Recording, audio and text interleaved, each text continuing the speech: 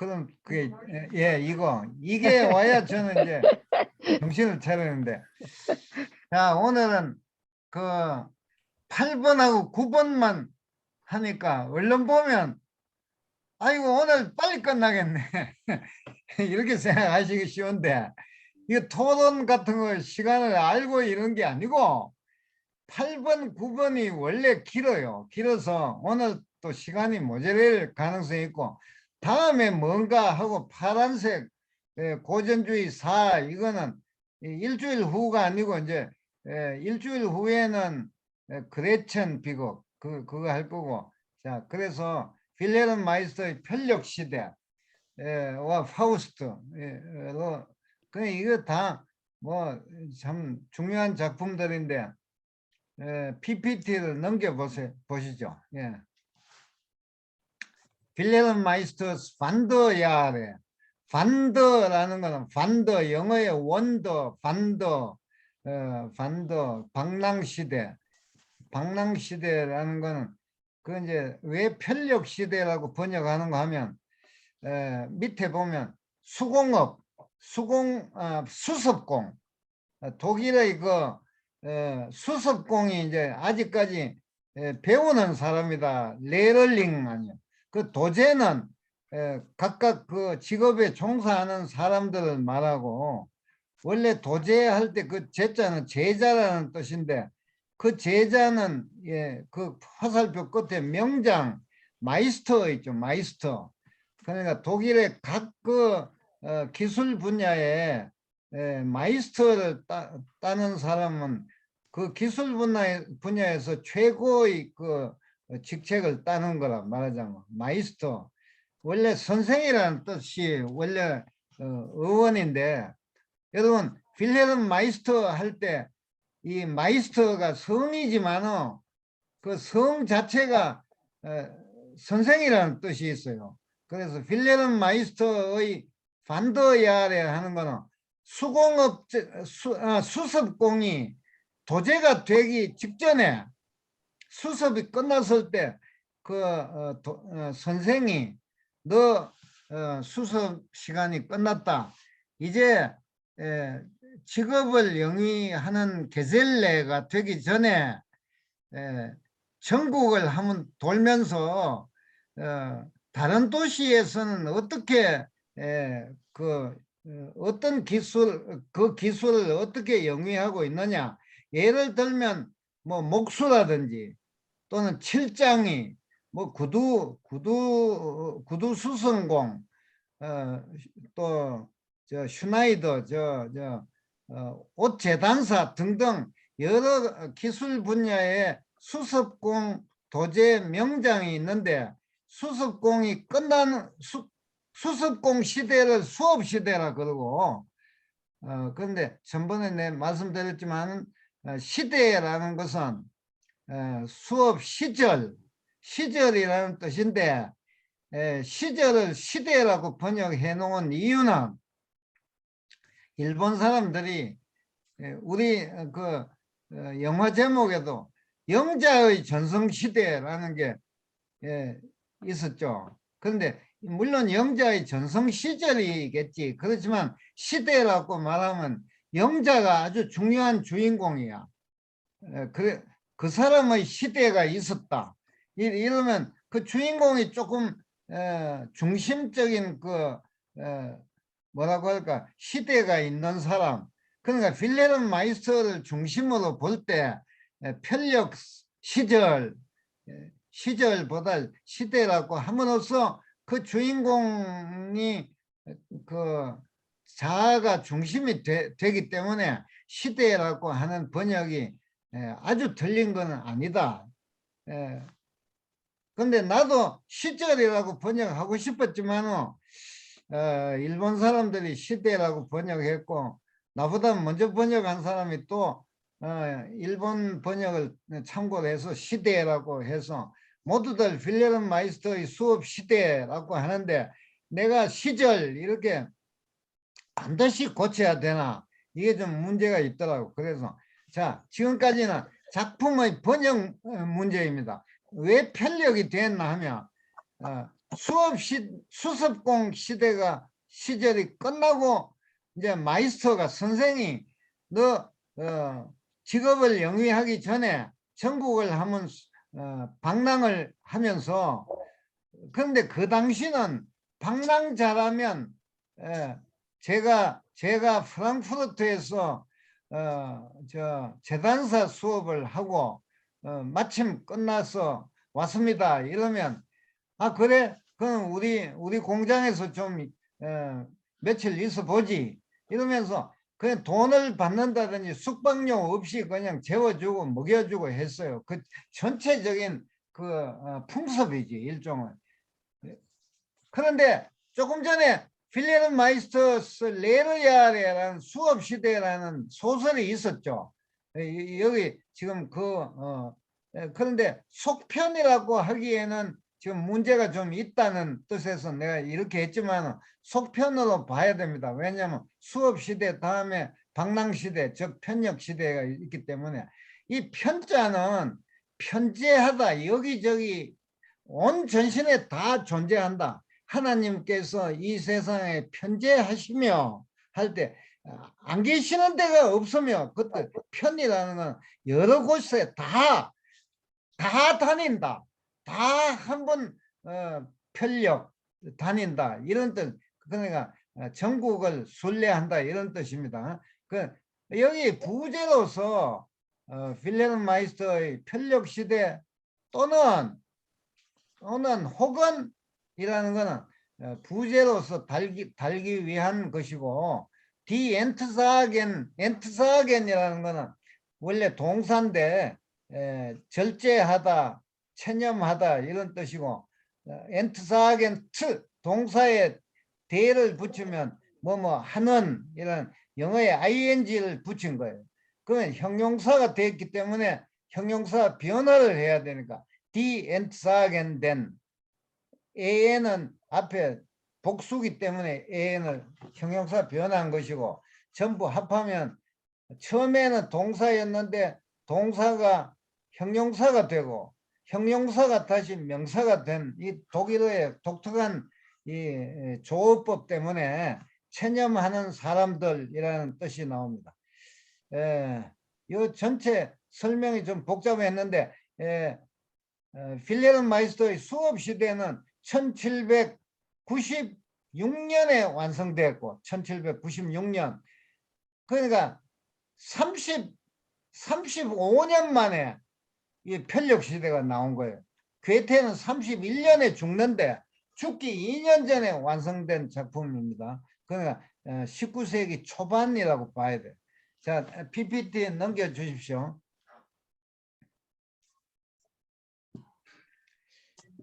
그러니까 탑의 모임이라는 거는 그 탑의 결사라고 번역을 일본 사람들이 많이 했는데, 결사는 맺을 결 또 사회라는 사자를 해서 모임을 맺었다, 비밀 결사 할 때 그 결사입니다.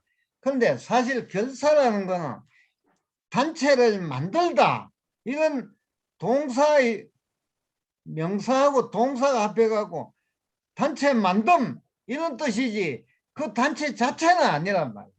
그래서 결사라고 해서는 번역이 곤란하고, 그래서 내가 탑의 결사 대신에 탑의 모임이라고 번역한 겁니다. 왜냐하면 그 단체이기 때문에.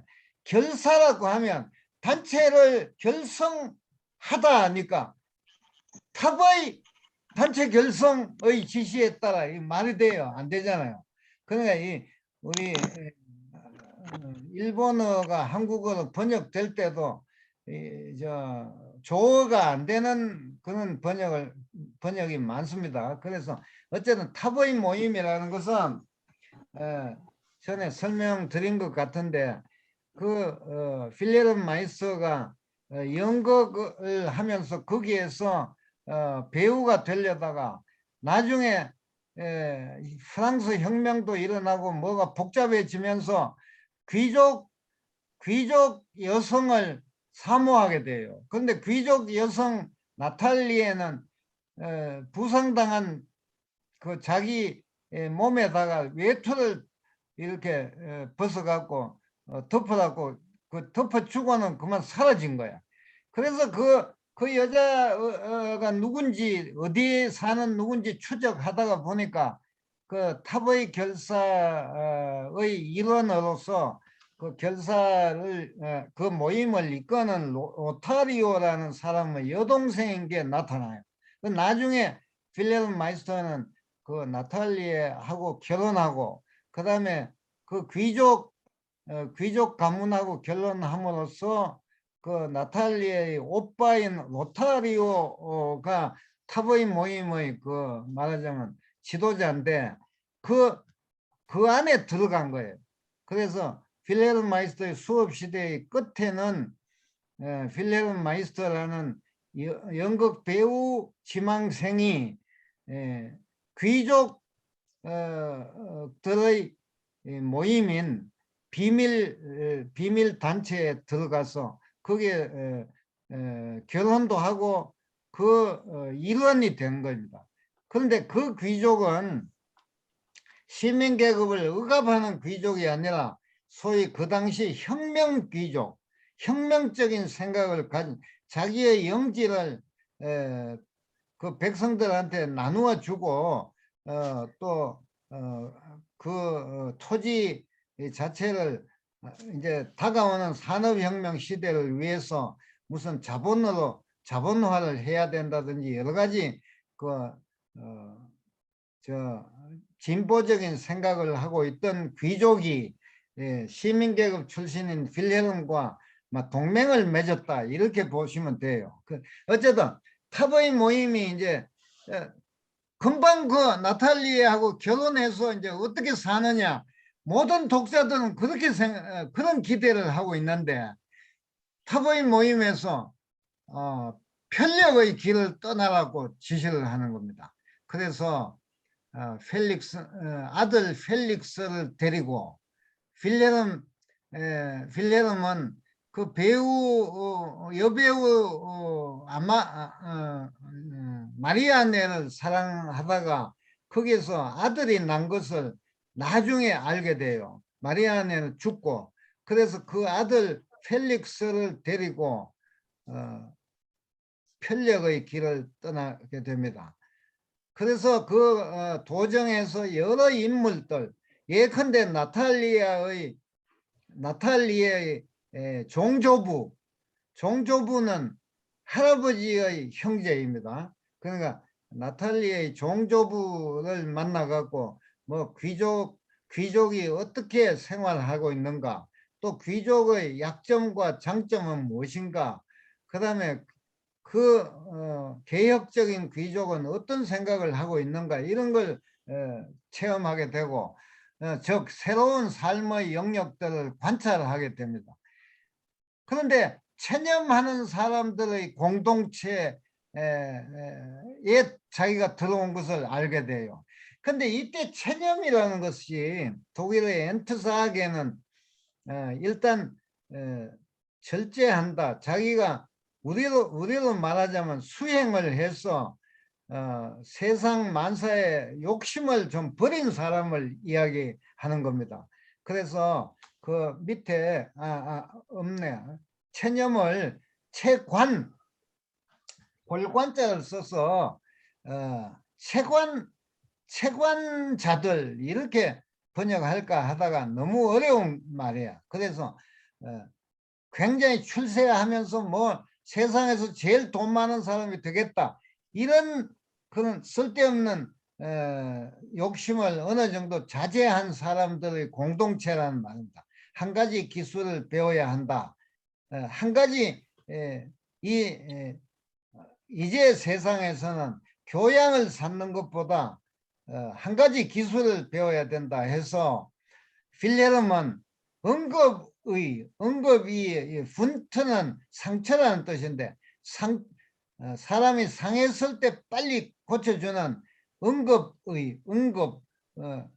급히 고쳐주는 의사. 그러니까 외과의보다는 좀 그 전 개념이에요. 외과는 완전히 병원에서 수술하는 건데 응급의는 어쨌든 응급처치를 해서 죽을 사람을 살리는 그런 응급의로서의 수업을 하게 됩니다. 그 처음에 배우가 되겠다고 하는 사람이 응급의가 되는 겁니다. 이게 편력 시대의 그 마지막에 그래서 응급의가 되었는데 자기 아들 펠릭스가 말이죠. 이 사춘기가 돼갖고 말을 타고 그냥 달리다가 강물 시내를 말을 타고 건너다가 그냥 거기서 말에서 떨어져서 죽게 돼요. 아직 죽은 건 아니고 이제 생명이 위급하게 되었을 때 제일 먼저 그 필레름이 다가와서 자기 아들의 생명을 고쳐주는 그런 상징적인 또 부자 관계가 형성되죠. 응급의로서의 수업을 마치고 제일 먼저 맞닥뜨린 과업이 어떻게 하다가 자기 아들이 죽게 된 걸 고쳐주는 그러니까 수업 시대의 전인적 교양, 수업 시대가 요구한 그 빌둥, 전 인간적인 인간 전체의 옳은 인간이 되어라 하는 그 교양 소설 할 때 그 교양을 갖다가 전문화, 즉 뭐 응급의가 되든지 뭐 채소 재배자가 되든지 뭐 등등 하여튼 전문화 의 길을 가면서 굉장한 야심을 절제해야 된다 이런 뜻입니다. 말을 달리다가 강물에 빠진 자기 아들 펠릭스를 제일 먼저 구출하게 된다는 거. 전문화를 한 대가를 톡톡히 받는 거죠. 그런데 이 소설이 말이죠. 그냥 그 자기 필레름이 나탈리아하고 결혼해서 뭐 결혼 생활은 어떤가 이걸 기대하던 많은 괴테의 독자들은 말이죠. 전 편지뿐이에요. 자기 아내한테 오늘은 이렇게 했습니다. 저 내일은 어디로 갈 겁니다. 탑의 모임에서 이런 지시를 했습니다. 뭐 이런 식으로 단편 소설이 또 뭐 5개인가 6개인가 끼어 있어요. 이 소설 안에 서고의 문서들 아히브인데 오늘날 그 아카이브라 그러지 영어로는. 근데 서고에 들어가서 뭐 옛날 문서를 찾아봤는데 이런 문서가 있다고 또 보고를 한다든지 실용산문은 예컨대 산업혁명 직전에 무슨 실을 감는데 뭐 몇 구리 감는데 뭐 시간이 어떻게 걸렸다든지 이런 그 산문이 소설 안에 등장을 해요. 그래서 괴테 자신이 이걸 갖다가 혼성암 같은 작품이라고, 혼성암이라는 바위암인데 혼성이 이 안에 갖가지 요소가 다 들어가서 섞인 일종의 광물인데 이 광물을 일단 그 성분을 분석하기가 쉽지 않은 거예요. 그러니까 소설 안에 온갖 그 요소를 다 집어넣어 갖고 화살표 다음에 보십시다. 다가오는 산업혁명 등 산업혁명이 벌써 영국에서 시작됐어요.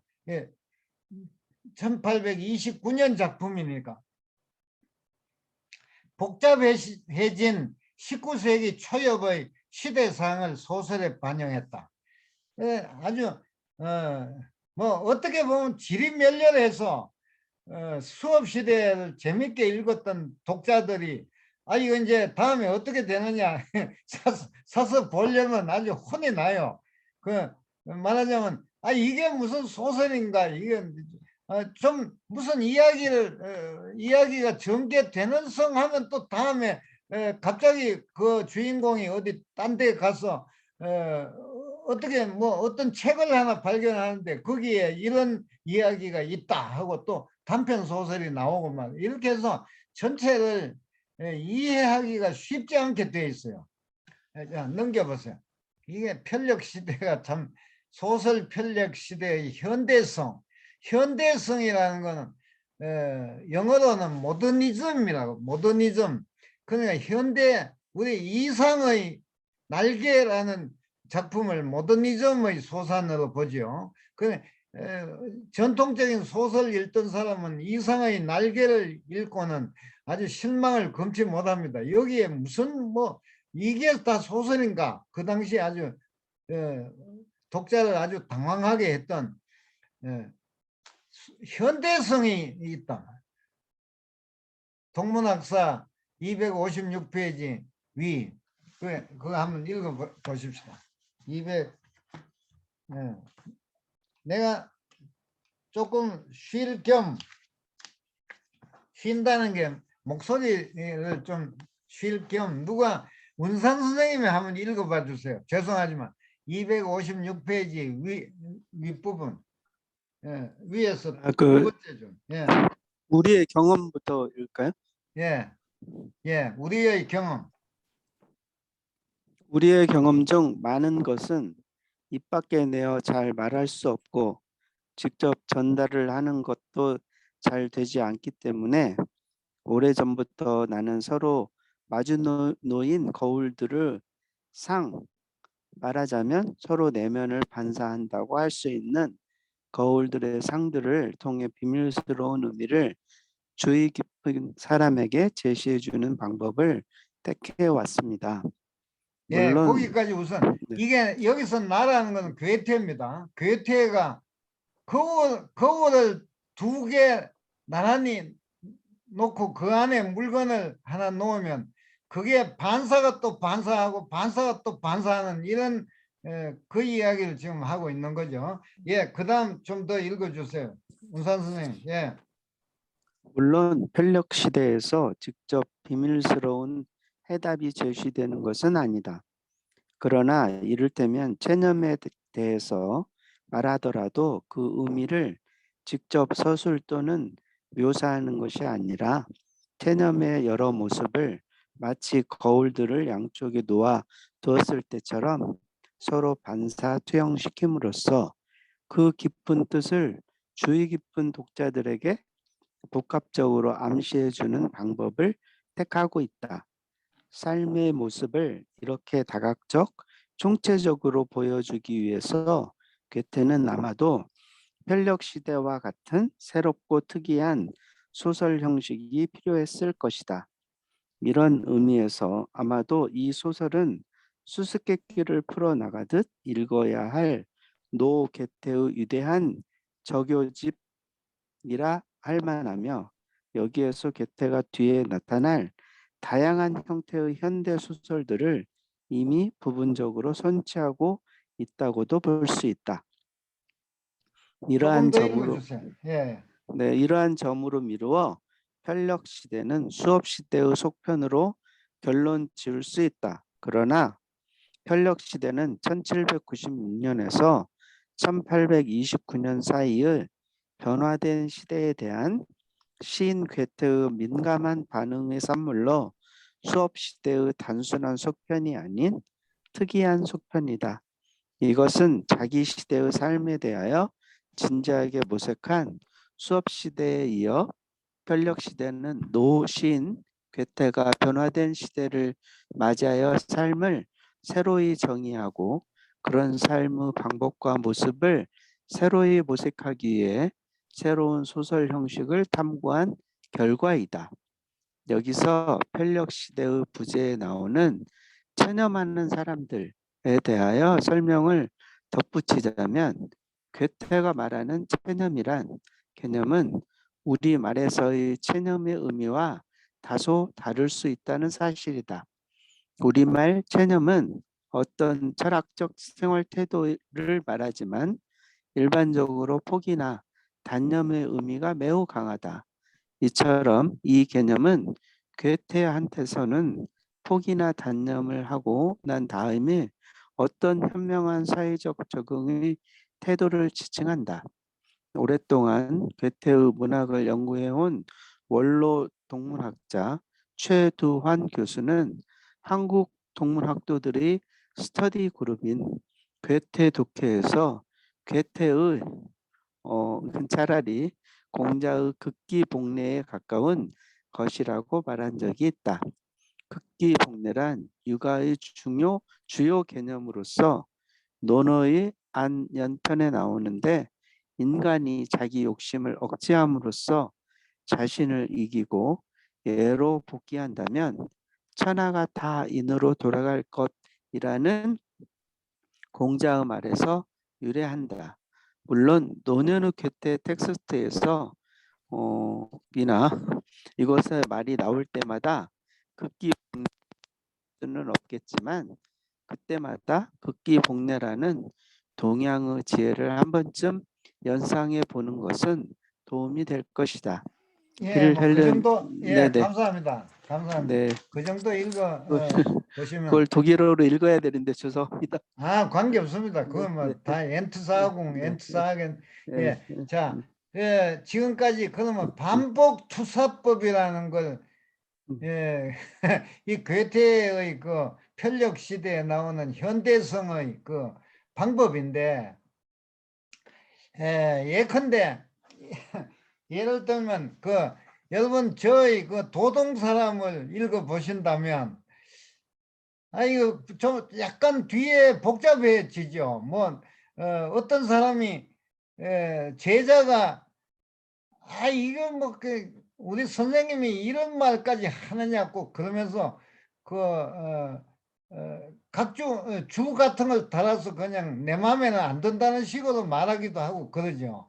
그런 그런 것도 제가 여기에서 영향을 받았다고 볼 수 있어요. 예? 예를 들자면 말이죠. 아이고 지금 엄혜숙 선생님이 약간 웃으시는데 뭐 당신이 뭐 영향을 받았겠지 뭐 그렇게 독창적으로 했겠나 싶더라. 그런 기분으로 웃으시는지 그건 모르겠는데 이 세상에 하늘 아래 완전히 새로운 거는 없지요. 그러니까 제가 뭐 당연히 예, 저 약간의 영향을 받았다고 봐야죠.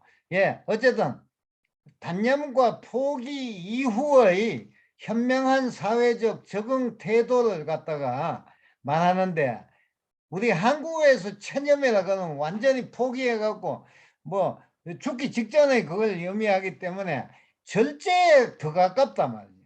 그렇지만 절제는 유감스럽게도 철학적 태도까지는 포함되지 않는다 말이야. 한국어에서 절제라는 건 이 경제적인 뭘 돈을 아낀다든지 자기 욕망을 약간 절제하는 그러나 이 철학적인 태도가 되기에는 정말 어려워요. 그래서 체념 그 철학적인 태도로 가자면 체관이 제일 나은데 이거 뭐 체관하는 사람들 이렇게 번역하기도 어렵잖아요.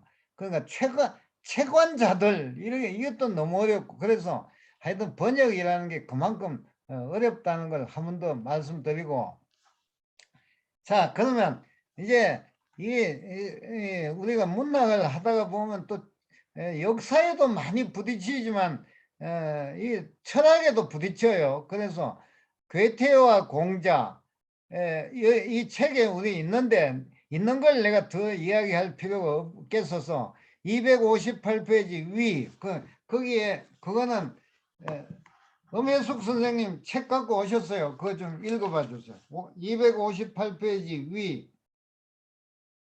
예, 위라는 거는 사실 괴테는 그 한번 읽어봐 주시겠어요? 네네네. 사실 괴테는 번역서들을 통해 공자를 어느 정도 알고 있었으며 그의 작품에서도 희미하게나마 공자와의 교감의 흔적이 엿보인다. 이를테면 수업시대 제6권 아름다운 영혼의 고백의 끝 무렵에 아름다운 영혼은 다음과 같이 쓰고 있다. 나는 어떤 계명도 더는 기억하지 못하며 내게 율법의 형태로 나타나는 것은 더는 아무것도 없다. 나를 이끌되 언제나 올바르게 인도하는 것은 어떤 본능이다. 나는 내 마음이 원하는 대로 자유롭게 따른다. 그런데도 제한이나 후회 같은 것은 전혀 느끼지 않고 있다. 여기서 비레름보다 한 세대 앞선 여성인 아름다운 영혼은 자신이 마침내 도달한 인생의 경지를 서술하고 있다. 그녀는 자신이 더는 계명이나 율법을 생각하지 않고 본능이 시키는 대로 움직여도 행동이 결과적으로 올바르고 자기 마음이 원하는 대로 자유롭게 행동하더라도 제한이나 후회를 전혀 느끼지 않는다고 고백한다. 이 말에서 공자가 나이 70에 도달하게 되었다는 경지인 마음이 시키는 대로 따르더라도 법도에 어긋남이 없다라는 말이 연상된다. 괴테가 공자의 말을 알고서 이런 구절을 쓴 것인지는 분명하지 않지만 이에 대해서는 앞으로 더 심도 있는 비교 연구가 필요할 것이다. 예, 감사합니다. 이게 그 밑에 줄을 볼 것 같으면 논어 위정편에 70이 되어 종심소욕 마음이 원하는 바에 따라도 이 역접이죠. 따르더라도 불효구, 구라는 거는 콤파스, 그러니까 어떤 규범에 유라는 거는 머무르다, 규범에 어긋나다, 어긋날 유자는 규범에 어긋남이 없다. 내 나이 70이 되니 마음이 움직이는데 대로 따르더라도 법도에 어긋남이 없더라, 이런 말인데, 이게 이제 공자의 체념의 경지이기도 하지요. 그런데 조금 전에 읽으신 바와 같이 그 필레른 마이스터의 수업 시대에 그 끼워 넣은 그 이야기, 아름다운 영혼의 고백이라는 거기에, 그것은 괴테가 자기 어머니의 친구인 수잔네 클레텐베르크라는 그 자기 어머니 친구가 경건주의적인 그 기독교인으로서 그 자기 수기를 쓴 게 있는데, 그걸 받아갖고 그 안에다가 약간 고쳐갖고 집어넣은 거예요. 그 아름다운 영혼의 고백을 지금 하고 있는, 자기가 마지막에는 하나님이 시키는 대로 할 필요도 없이 자기 마음대로 해도 뭐 후회 같은 걸 느낄 일이 없었다. 이게 여러분 공자 논어 위정편에 나오는 말하고 비슷하다는 걸 느끼시죠? 아무래도. 그 공자가 괴테가 공자를 공부했어요, 이 무렵에. 그렇기 때문에 공자의 여러 말 중에서 가장 중요한 말 중에 하나예요. 30이 입하고 30살에 몸을 세우고, 뭐 40에 뭐 불혹하고 40에 유혹을 뭐 느끼지 않고 등등 해가 70에 이제 이렇게 되는, 이거 아주 기본인데 이거 안 읽었겠어요. 그러니까 이게 수잔네 폰 클레텐베르크가 이 비슷한 말을 뒤에 썼겠지만은, 이게 또 괴테가 어느 정도나 고쳐갖고 이렇게 쓴 건지, 참 여러 가지 공부하고 싶고 연구하고 싶은 게 태산 같지만은 그걸 다 못하고 결국 이런 문학사에 이 정도만 적어놓고 그만 연구를 못한 겁니다. 제가 왜냐, 이게 그 여러 독일은 말이죠. 한 군데에 다 있는 게 아니고 이걸 연구하자면 프랑크푸르트에도 가야 되고 말이죠. 여기저기 차비를 써서 왔다 갔다 하면서 그 독일 사람도 못한 연구를 갖다가 제가 독일에 한 달 동안 시간과 뭐 하여튼 그걸 갖고는 못하는 연구예요. 그래서 막 그냥 여기다가 이렇게 쓰고 말았는데, 지금 여기 뭐 때문에 이런 말을 하는가 하면, 채관한 사람들이라는 괴테가 마지막에 도달한 필레른 마이스터의 편력 시대에 그 마지막에 도달한 이거하고 공자가 마지막에 그 도달하는 이런 경지가 비슷하다는 거. 그리고 뭐 어느 나라 문학이든지 그냥 공부를 하다가 보면 다 비슷하게 된다는 그 목적이 다 비슷해요. 인간이 되는 게 중요하지요, 사실은. 그래서 그런 걸 또 깨달으면 중요한 것 같고, 그 PPT 지금 넘겨보세요. 예.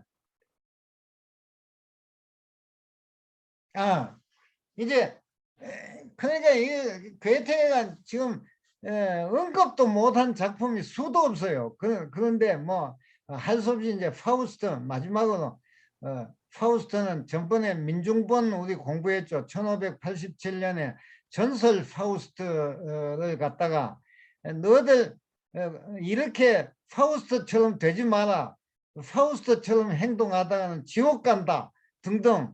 그게 민중본 구텐베르크가 인쇄술을 발명하고 나서 제일 먼저 찍은 책이 성경이고 그 다음에 민중에게 보급판으로 찍은 그 여러 이야기들 중에 이 1587년 그러니까 중세가 끝나고 근세가 이렇게 동터오던 그때 민중본 파우스트가 제일 먼저 찍혔고 이 완전히 기독교적으로 이렇게 살면 지옥 간다 이런 경종을 울리기 위한 책이었는데 이것이 영국으로 건너가서 마를로가 다시 파우스트라는 드라마를 썼고 그 드라마에 입각해서 영국의 배우들이 저 대륙으로 건너와서 프랑스, 독일 전역을 이렇게 도시별로 다니면서 파우스트라는 연극을 공연한 겁니다. 그 영국은 그 당시 벌써 선진국이었기 때문에 독일은 자기 나라에서 생긴 전설인데도 영국의 작가가 드라마로 만든 작품을 연극으로 구경하는 그러니까 독일에서는 연극이 없었는가 있기는 있었는데 그냥 희극적인 뭐가 우리로 말하자면 하회 탈춤 같은 거 그런 탈춤이 아니라 그냥 희극적인 그런 것밖에 없었어요. 왜냐하면 그 당시 30년 전쟁 때문에 너무나 피폐했어요. 17세기 독일은. 우리 30년 전쟁 다 배웠죠. 어쨌든 그런데 괴테가 어릴 때 1749년생이지 괴테가 인형극 파우스트가 유행을 해서 그 아주 귀한 집 자제들한테 생일 선물로 인형극 일섭이 생일 선물로 주어지곤 했습니다. 이게 시민계급도 보통 사람은 받기가 힘든 거예요. 인형극 일섭이라는 것은 인형을 다듬어 갖고 거기다가 실을 꿰어 갖고 말이죠. 그러니까 파우스트라는 주인공 인형이 따로 있고 악마의 인형 따로 있고 무슨 그레첸 따로 있고 그랬겠죠. 그래서 애들이 그 밑에서 이제 이렇게 구경하면 포장이 쳐져 있고 인형만 밑에서 이렇게 움직이는 거예요. 그 위에 인형을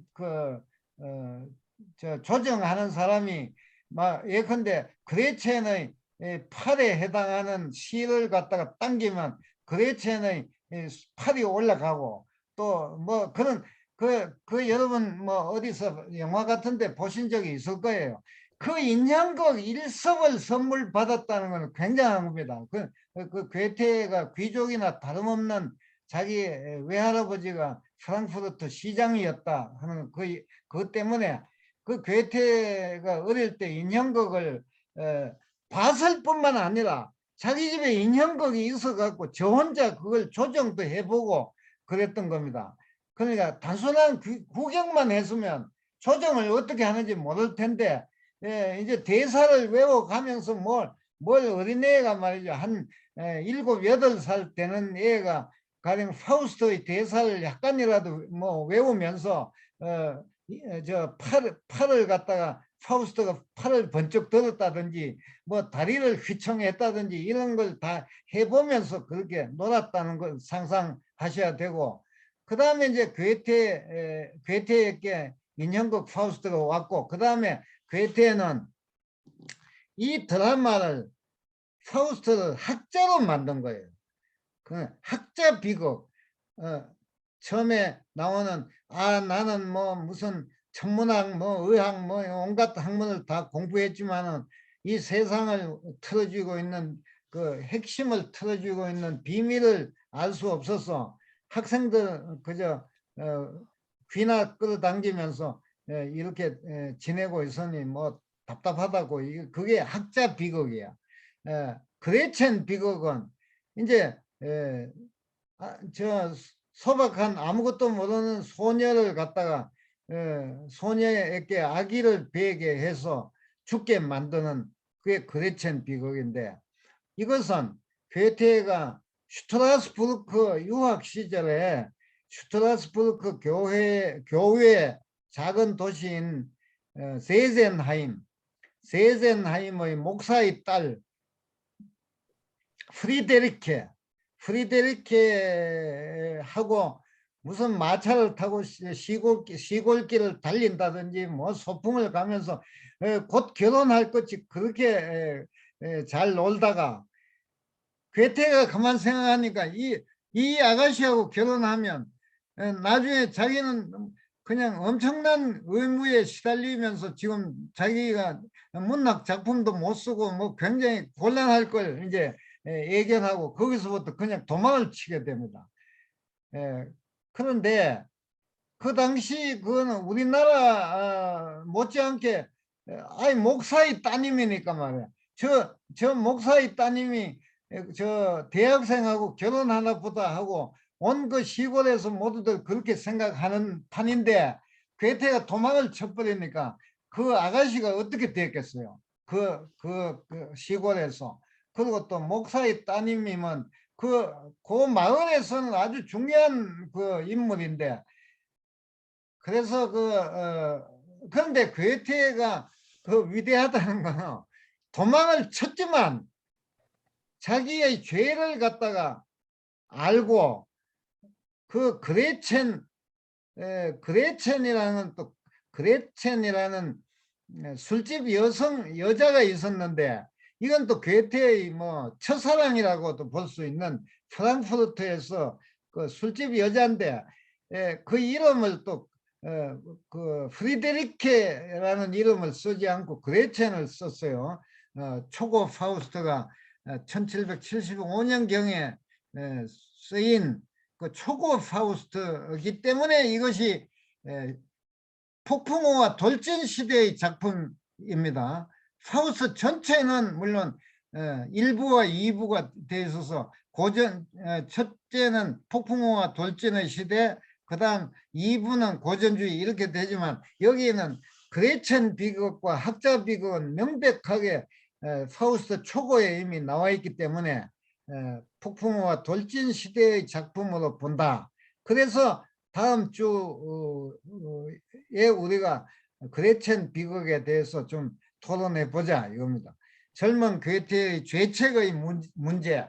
죄책이라는 건 조금 전에 말한 세젠하임의 목사의 딸 프리데리케를 버리고 도망친 괴테 자신의 반성과 회개의 문제입니다. 그런데 왜 폭풍우와 돌진 시대에 하고 직결되는가? 폭풍우와 돌진 시대의 그 중요한 문제 하나가 장교와 시민계급의 딸의 문제입니다.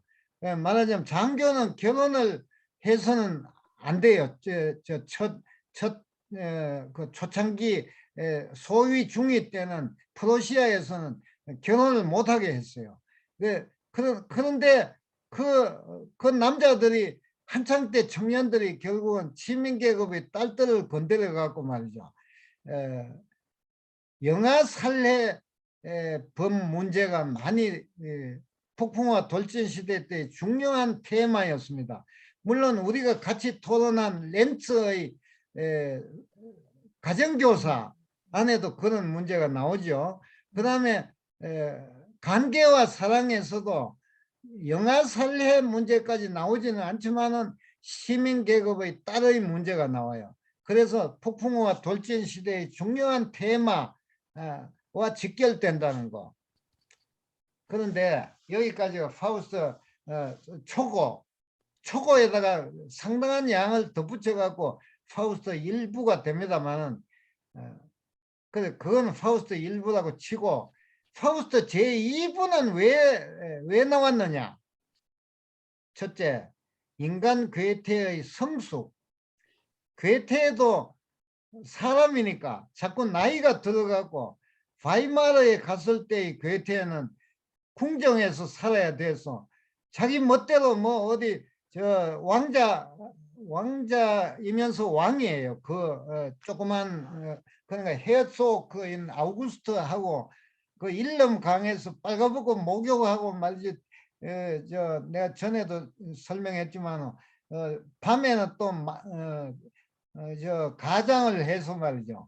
왕이라는 걸 숨기고 군주죠. 왕은 너무 높은 사람이고 작은 나라의 공작이니까 공작하고 괴테가 말 타고 어디 자기 영지에 어디 시내 농가에 가서 춤추고 있는 그 식당에 들어가서 말이죠. 길 가던 사람이니까 술이나 한잔 하겠다 그러면서 뭐 이제 아가씨들하고 밤새도록 춤추고 또 자기 궁전에 들어오고 이런. 그런데 그게 이제 바이마르 궁정에서도 높은 사람들이 있을 거 아니에요. 그러니까 이게 데비 마마가 초청한 사람이긴 한데 공장님이 너무 방탕하게 되는 그 전기가 되니까 계기가 되니까 아니 괴테한테 좀 조심을 시켜야 되겠다든지 뭐 이렇게 상당한 그 비판이 생기고 그래요. 그런데 한편 괴테는 또 전에 말씀드린 슈타인 부인하고 그 연애 관계가 있어서 슈타인 부인은 뭐 그냥 괴테의 그 젊은 그 정열을 받아주면서도 또 그렇게 해서는 안 된다는 식으로 궁정의 여러 예의를 가르쳐 주고 이래서 이게 인간 괴테가 완전히 귀족이 되는 그런 뭐 일종의 수업 시대라 할까 그걸 겪게 됩니다. 그래서 인간 괴테의 성숙이라는 말이 나오고 그 다음에 고전주의 문학의 시대로 또 넘어가요. 이탈리아 여행을 떠나게 되고 말이죠. 이탈리아에서 남국의 빛나는 또는 불타는 태양, 남국 사람들의 정열적인 삶, 또 남국의 여러 동식물에 대한 관찰 등등 때문에 고전주의 문학을 그러니까 자기 작품이 앞으로 고전주의가 돼버려요. 헬레나 비극. 헬레나 비극이라는 거는 헬레나는 그리스 신화에 나오는 인물이잖아요. 그러니까 파우스트가 악마한테 헬레나를 불려라. 그래서 헬레나 남국의 미인인 헬레나하고 살고 싶다. 이렇게 된 거예요. 그래서 북방 게르만과 남방 그리스의 미녀 이 두 뭐 인간의 결합이긴 한데 문화의 결합으로 봐야 됩니다. 그래서 괴테가 자기의 초창기 젊은 날의 폭풍우와 돌진의 시대를 게르만적으로 본다면 이탈리아 여행 이후의 자기의 다시 쌓은 교양을 남방 그리스 및 로마의 결합. 그러나 이 결혼 생활에서도 결국 만족을 얻지 못해요. 그래서 이걸 헬레나 비극이라고 그래요. 왜 비극이냐? 아들이 하나 태어났는데 에우포리온이라는 아들이 태어나자마자 너무 뛰는 걸 좋아해서 말이죠. 펄쩍펄쩍 뛰다가 나중에는 날게 됐어요. 그런데 그 조금만 나면 괜찮은데 이 날개를 이제 뭐 날개를 만들어 갖고 날기도 했는데 그 너무나 높이 날다가 태양열에 그 촛농이 녹아 흘러서 날개가 떨어지는 바람에 추락해서 죽게 됩니다. 이건 물론 히랍 그리스 신화의 이카로스 전설이 있죠. 그 이카로스를 갖다가 에우포리온에 갖다 붙여갖고 헬레나와 의 짧은 결혼 생활 동안에 생긴 아들이 죽자 헬레나가 금방 사라져 버려요. 그래서 이게 비극이 된, 그러니까 북방 게르만과 남방 그리스의 조화를 얻으려다가 뭐 비극적으로 끝났다 해서 헬레나 비극이라고. 그러니까 위에 학자 비극, 그레첸 비극은 일부고 헬레나 비극이 이제 2부에 나오는 첫 비극. 그다음에 제4대 비극인데 제4 비극으로 행위자 비극이라는 것은 파우스트가 이제 정신을 차려서 나도 이제 뭔가 업적을 이루어야 되겠다. 뭔가 이게 뭐 무슨 이렇게 살아서는 안 되고 인간으로 태어나서 뭔가 큰 업적을 이루고 죽어야 되겠다고 해서 간척 사업을 벌입니다. 황제를 도와서 전쟁에서 황제가 이기게 만들어서 그 당시 중세니까 지금 파우스트의 배경은 중세니까 중세에 황제가 둘이 있는 시대가 가끔 있었어요. 황제와 그 반란 황제의 싸움에서 황제 편을 들어서 이제 악마의 도움으로 무슨 마술을 부려갖고 이기게 한 대가로 해변의 땅을 영지로 얻게 돼요. 중세니까 이제 자기 그 땅을 얻게 됩니다.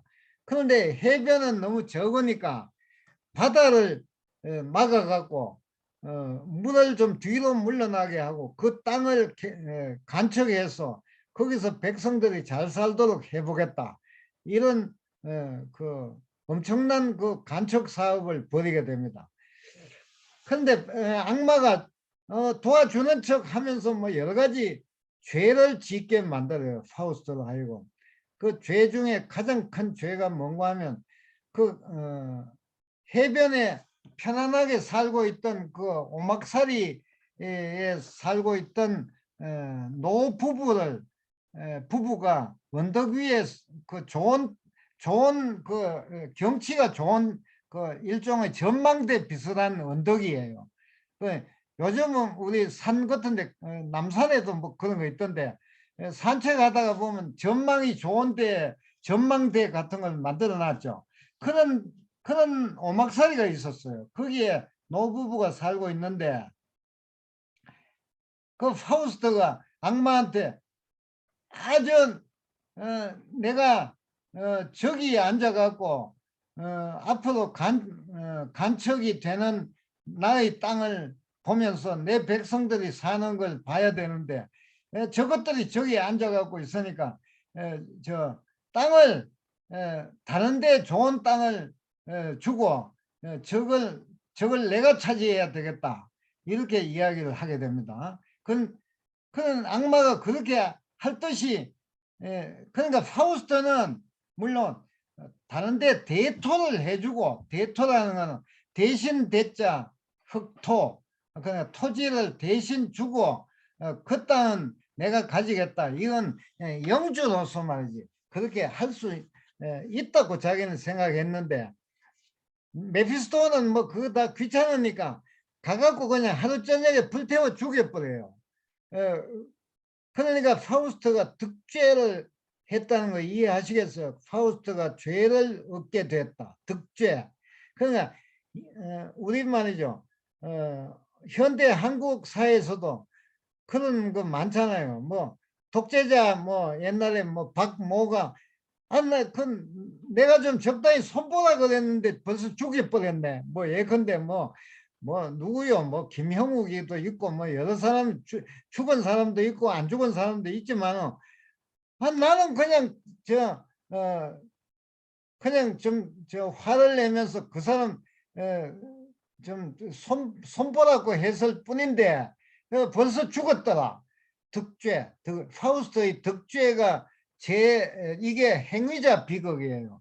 인간이 어떤 좋은 일을 하는 데 있어서는 늘 죄가 따라다닌다. 이게 참 괴테가 깨달은 가장 중요한 그 깨달음인데 왜 파우스트가 죄인이 되는가 하는 걸 갖다 근본적으로 보여주는, 그래서 뭐 다음 날짜는 내가 잊어버렸지만 한 번씩 강의하고 그 다음에 이제 저 필레름 마이스터 소설하고 그 다음에 토의할 때가 여기 행위자 비극에 대해서 보게 될 것입니다. 그 토론을 뭐 헬레나 비극도 토론하면 좋겠지만 그 여기 득죄의 문제에 몇 장면만 읽으면 돼요. 득죄라는 말 잘 안 하는데 이건 내가 한문을 옛날에 어릴 때 공부한 사람이라 이건 내 마음대로 특 이렇게 만들어 놓고 나니까 근사하지요. 근사한가? 별로 어렵기만 하네. 넘겨보세요. 예. PPT는 이거 그러니까 이거는 학자 비극에서 슈투디오 침머라는 건 공부하는 방에서의 파우스트 인더 뭐 스타디 룸이지 뭐 하여튼 그런 거 아니겠소. 이거는 게멜데라는 이거 움라우트인데 내가 바꾼다는 게 못 바꿨어. 그 외에 여러분 뒤에 보면 내가 움라우트 거기서 이렇게 카피를 해와서 이걸 고쳐야 되는데 게멜데는 그림이라는 뜻입니다. 케러스팅이라는 사람이 1829년인가 괴테가 죽기 직전에 이런 그림을 그려갖고 그렸다는 거죠. 하여튼 한 장면인데 이게 절대적으로 꼭 이런 방이라야 된다는 게 아니고 이제 작품이 있으니까 어떤 화가라는 건 늘 어떤 한 장소와 한 시간을 갖다가 탁 포착하는 거기 때문에 파우스트의 학자 비극을 이런 식으로 표현했다. 이게 고틱식 건축의 대표적인 모습인데 그 하나님을 향해서 솟아 있잖아요.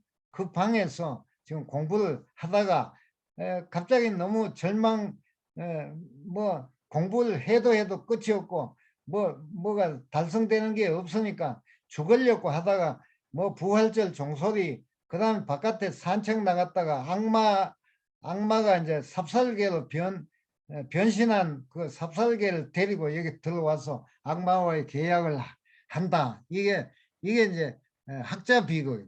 예. 넘겨보세요. 그 다음 사진.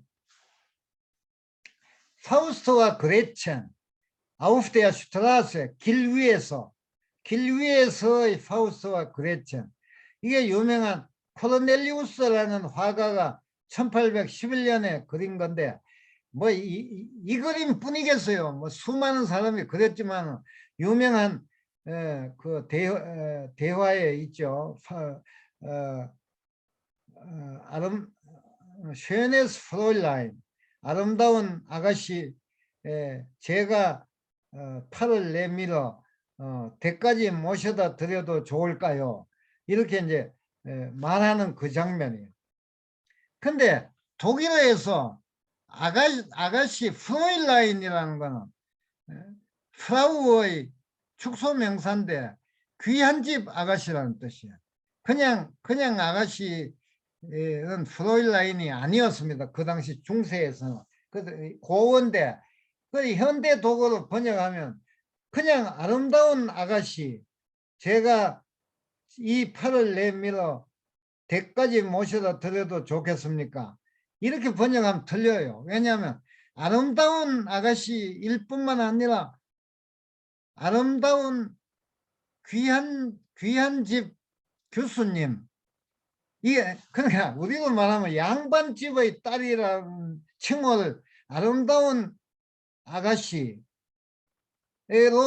부족하다 번역해서. 귀한 집 따님으로 보이는 아름다운 아가씨, 제가 이 팔을 등등. 하여튼 그 유명한 장면입니다. 그러니까 그 대답이 Ich bin kein weder Fräulein noch schön. 저는 아름답지도 않고 귀한 집 딸도 아니에요. 그 말은 귀족집 딸이 아니라 이제 양가의 그냥 딸이라고. 그런데 우리 한국의 초창기 번역은 저는 아가씨도 아니고 아름답지도 않아요. 그러면 아가씨가 아니면 뭐냐?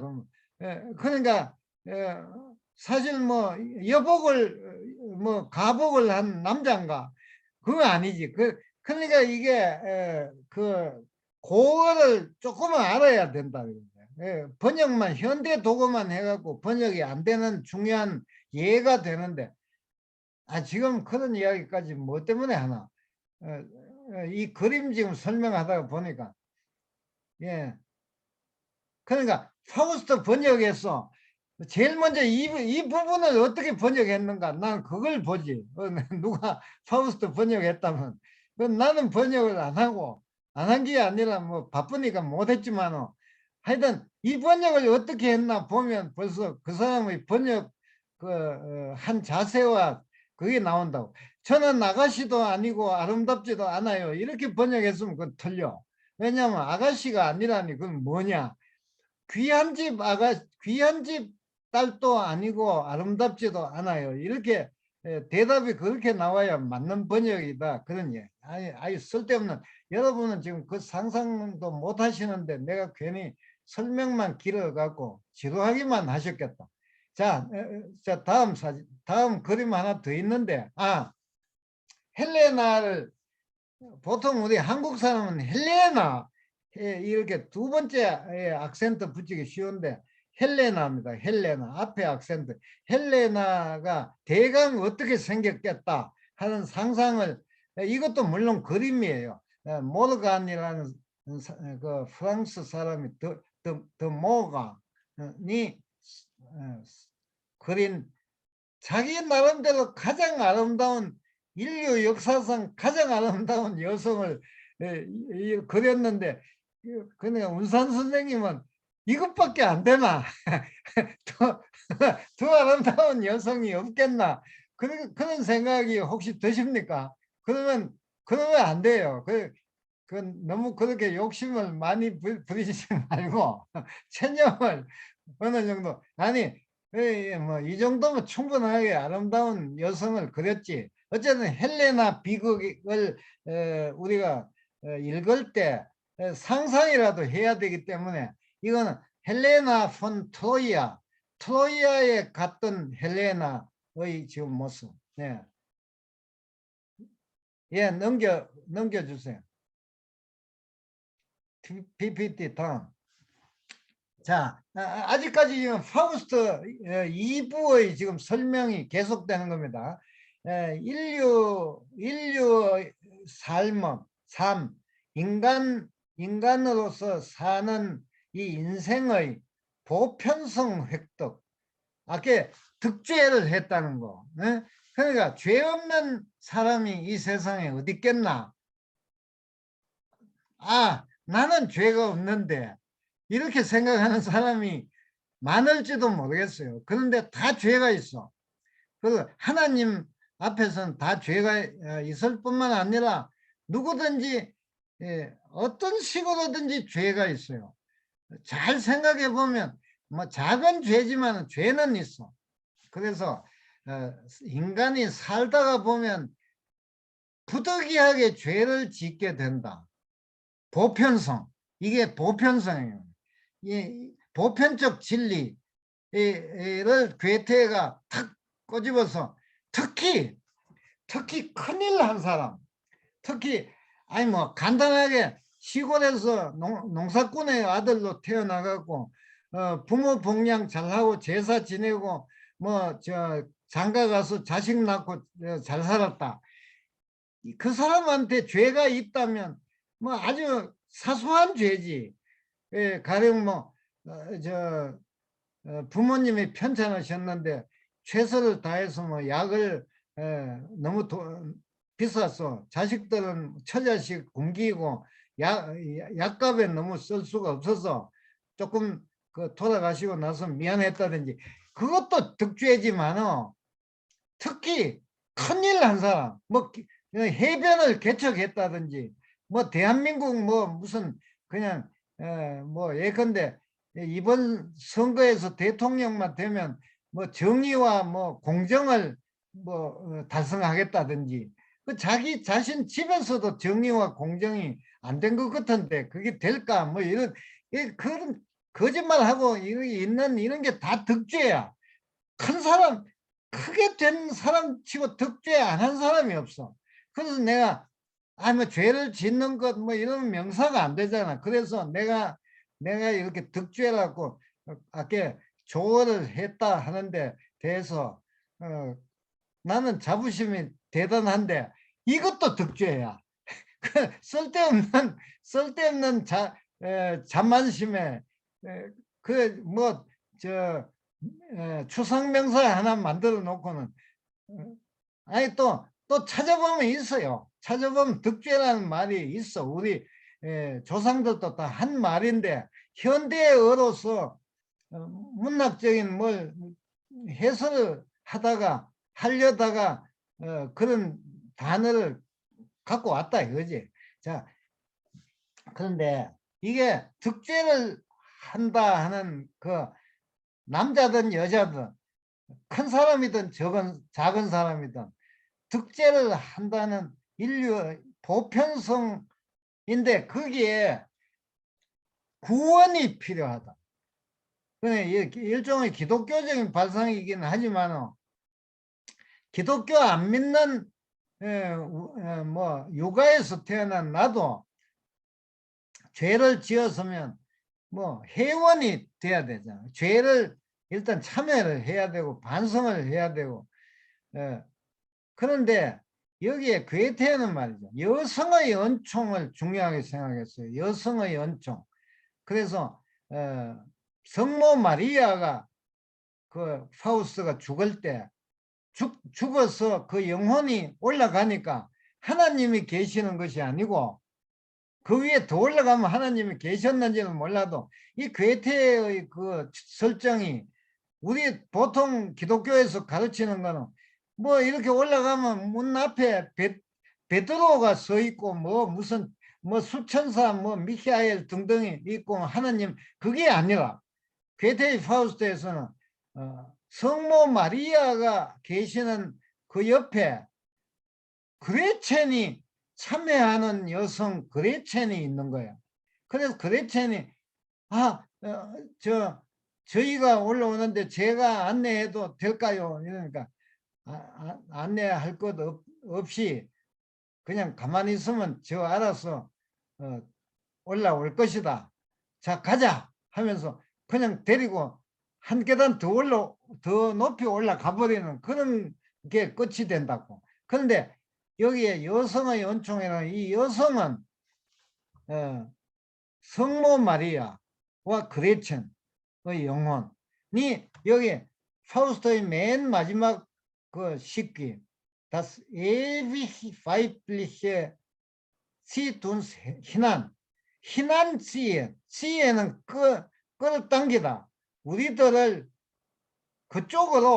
그쪽으로라는 건 그 하나님 하늘 쪽으로 우리 쪽은 헤란인데 그쪽으로 그래 여기에 예비시하고 이렇게 하이펀이 있는 것은 이것도 이제 파우스트 번역에서 아주 중요한 마지막이 구절을 잘 번역해야 되는데 대개 영원히 여성적인 것이 우리들을 끌어올린다 이렇게 번역을 해요. 그러면 영원히 그런데 여기 하이펀이 있는 거는 다스 에비게 영원한 것 또 다스 파이블리게 여성적인 것 이게 두 개가 복합 형용사 두 개가 복합 명사가 된 거예요.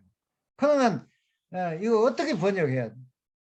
영원한 것과 여성적인 것이 우리를 끌어올린다 이렇게 하면 과가 돼가고 das ewige und das weibliche zieht uns hinan 이렇게 두 개의 명사가 나와야 되는데 지금 복합 명사가 이렇게 돼가고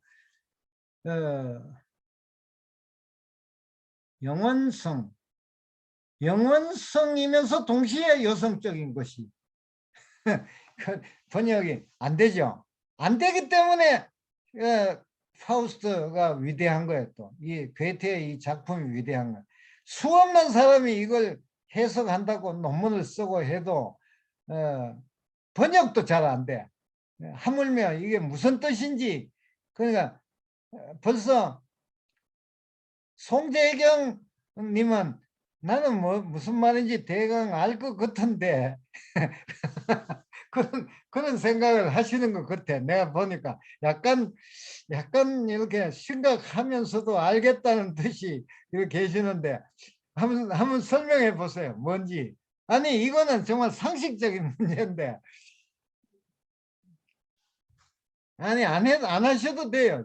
이거 하기가 정말 어려워요. 선생님께서 말씀하셨잖아요. 예. 어떻게? 영원하면서도 영원한 것과 여성적인 것. 그런데 그게 동시에 가야 돼. 동시고 같아야 돼. 그러니까 가령 뭐 철수와 영희가 우리들을 끌어올린다 이렇게 되면 안 돼. 철수 영희가 그러니까 철수 영희의 그 합심한 어떤 영혼 그러니까 그게 철수 영희가 아니라 다스 예비게 영원한 것과 여성적인 것을 한꺼번에 동시에 그러니까 이 성모 마리아와 그레첸의 은총이 우리를 끌어올린다 이렇게 해석을 해야 되는데 그게 거기에 남자는 없잖아. 성모 마리아와 그레첸이 우리라는 건 여기서 뭐 파우스트를 다 합해갖고 우리를 끌어올리는 도다. 그래서 하여튼 내가 설명을 했다고 봐주시니 고맙네요. 왜냐하면 이게 번역이 안 되는 거야. 안 되고 어려운 거야. 그래서 모두 영원히 여성적인 것이 이렇게도 했다가 또 고민을 했다는 걸 남기기 위해서 뭐 별별 영원하고도 여성적인 것이 뭐 이렇게 그거 조금 낫지. 영원하고도 여성적인 것. 그러니까 하여튼 선생님 이건 어때요? 영원하며 여성적인 것. 그러니까 그게 영원하고도 여성적인 것의 이 아류지. 말하자면 A라면 A 다시가 되지. 그러니까 이걸 갖다가 영원히라고 이걸 부사로 만들어 버리면 그건 확실한 오역이 된다는 거지. 그래 이해하시겠어? 영원히 여성적인 건 말이 안 되지. 왜냐하면 여성이 또 남자도 낳을 수도 있고 그렇지. 그런데 남자라는 건 일회적인 걸로 본단 말이야. 괴테는 이 일회적이고 그래도 후대에 또 새로운 생명을 잉태하는 거는 여성이기 때문에 하여튼 이게 복잡해요. 그래서 죄를 짓는데 그걸 갖다가 그래 이게 또 괴테의 그래 여성이 죄를 짓는 거는 그럼 누가 은총을 베풀어야 되나? 이런 문제가 또 생기죠. 그러니까 인간을 보편성을 획득했다고 하지만 남성 본위로 생각하는 그 괴테 시대의 그 또 잔재가 남아 있는 거야. 이건 마치 오늘날 독일어에서 말이야. 보편적인 저 대명사를 만 콤트 남자가 온다가 아니고 사람이 온다는데 그게 왜 프라우 콤트 여자가 오면 프라우 콤트라고 해야 되는 게 낫지 않느냐. 그러니까 이 언어 전체가 말이죠. 남녀 동등권이라든지 여러 가지를 생각하면 말 전체를 바꿔야 돼. 그러니까 이게 아주 복잡해진다고. 그건 또 다른 문제고. 자, 하여튼 이 정도 이야기를 하고 파우스트를 끝을 냈다고 나는 생각하는데 넘겨보세요. 어디 하나 더 있나? 없을 것 같은데. 이게 나오네. 자, 18일 오늘 11일이지. 그러니까 일주일 후에는 괴테 파우스트 제1부 중 그레첸 비극 너무 또 일부 다 읽고 오실까 봐 아니 다 읽고 오시면 좋지. 좋은데 내가 2051행부터 4612행까지 뭐 1000단위로 나가니까 굉장한 것 같은데 별거 아니에요. 내가 이거 몇 행부터 몇 행까지만 읽으셔도 되겠다. 이렇게.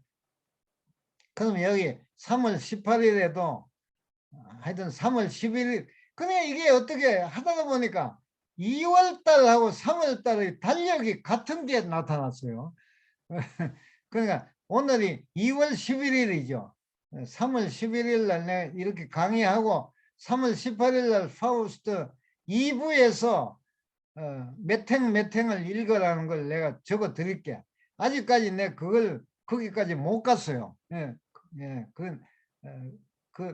그걸 읽어갖고 편하게 해드려야 되는데, 예, 괴테의 소설 필름 마이스의 수업 시대는 그래도 다 읽으셔야 돼.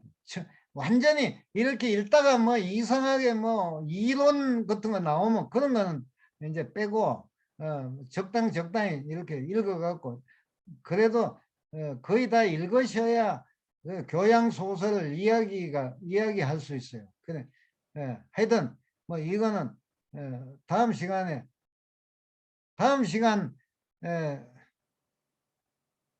시간에 어쨌든 저 토론하실 분이 뭐 별로 고생은 안 하겠네. 얼마 안 돼, 이거. 예? 근데 그레첸 비거하기 또 사실 근데 배경이 시대적 배경이 중세라는 걸 생각해야 돼. 괴테를 생각하기가 쉬운데 중세 독일이에요. 그렇기 때문에 그 그레첸이 아기를 낳아갖고 이렇게 버렸기 때문에 영아 살해범은 중세에서는 예외 없이 살인 예외 없이 교수형에 처하게 돼 있어요. 그래서 이 괴테의 시대 즉 그 18세기로 생각하시면 안 되고 14세기 말로 생각해야 돼. 그러니까 14세기 말이나 15세기 말 중세 후기. 예. 자, 하여튼 여러분 지금 몇 시예요? 다행인지 불행인지 상당히 시간이 남아서 뭐 토론을 보셔야 되나. 이렇게 말하자면 시대를 초월해 갖고 무슨 인류 보편적인 이야기를 하다가 완전히 그냥 수준을 떨어뜨려 갖고 한국의 정치 현실로 되도록 가는 그 기분이 어떠신지 느끼기 위해서도 뭐 마지막은 좀 보는 게 낫지 않겠어요? 청바지님 어떻게 생각해요? 예, 저도 TV 토론을 보려고 지금 그러고 있는데 다시 보기로 보려고 그러고 있습니다. 예. 그러니까 오늘은 좀 깨끗하게 지내고 오늘 밤은 근데 그게 이제 좋은 태도이고 나도 사실 그러고 싶은데 그래도 우리의 현실이 참 흙탕물이기 때문에 거기를 완전히 외면할 수도 없어. 그건 현실도 보고 또 이거 비교도 하고 이래야 되기 때문에 청바지님이 너무 시간을 아끼시다가 오히려 아무것도 안 되고 다음에 녹화된 걸 봄으로써 오히려 시간을 낭비하게 될까 난 겁나네. 그러니까 어쨌든 현실에도 눈을 좀 돌리는 것도 괜찮을 겁니다. 자, 하여튼 나는 일단 보기는 봐야 되겠어. 지금 뭐라고 거짓말을 하는지 이거 너무나 참 지금부터 벌써 기분이 안 좋아지지만은 그래도 이걸 봐놔야 돼. 봐야 예, 하여튼 저한테 영향을 받지 마시고 각자 지금 헤어져서 다음 주에 봅시다. 네. 고맙습니다. 네, 고맙습니다. 네, 감사합니다. 선생님. 감사합니다. 고맙습니다. 들어가세요. 예.